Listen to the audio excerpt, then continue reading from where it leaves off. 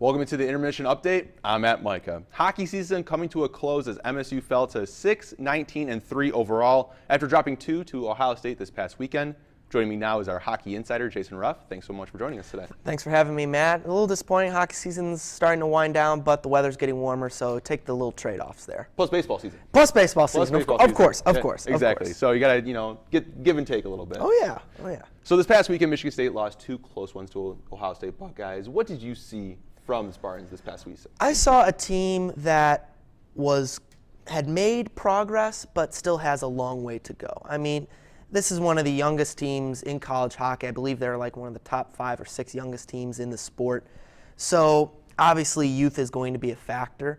They did show some flashes of skill that can carry over into the next season, but also they did show some of their inexperience. Like some of their passing was just off at key times. The future seems bright, though, because there's times when Michigan State they're closing games, but then they give up a late goal. What do you see from in the future for the Spartans? In the future, I see a really good class, especially in the freshman and the sophomore class. Guys like Sam Saliba, Taro Hirose, Mason Appleton, who probably will be back for his junior year, I would expect.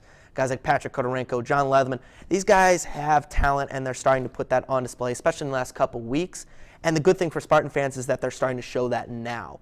The key now will be, can they continue that and grow in next season and the seasons after that. Is there someone specific that you've really been impressed with this past season? I have to say it'd be Sam Saliba, and I'm not saying that just because he's from Illinois, which is my home state, but he has had points in consecutive weekends. He's really grown into that center role. I could really see him being a premier second or third line center moving forward. Now, is there any way for Michigan State to get into the tournament?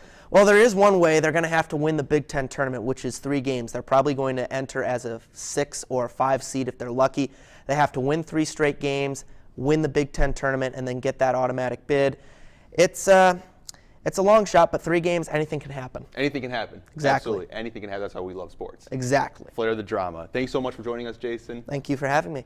Coming up after the break, we're going to get an inside look at club lacrosse and see how head coach Cam Holding is making a huge impact here in East Lansing. We'll be back.